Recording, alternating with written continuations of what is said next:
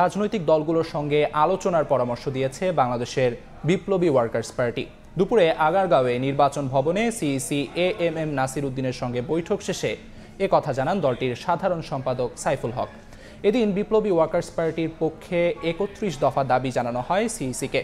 জাতীয় নির্বাচনে রিটার্নিং ও সহকারী রিটার্নিং কর্মকর্তা ইসির লোকবল থেকে নিয়োগ দেওয়ার দাবি জানান সাইফুল হক। এছাড়া প্রার্থীদের জামানত ও মনোনয়ন ফি কমিয়ে আনারও দাবি জানায় বিপ্লবী ওয়ার্কার্স পার্টি।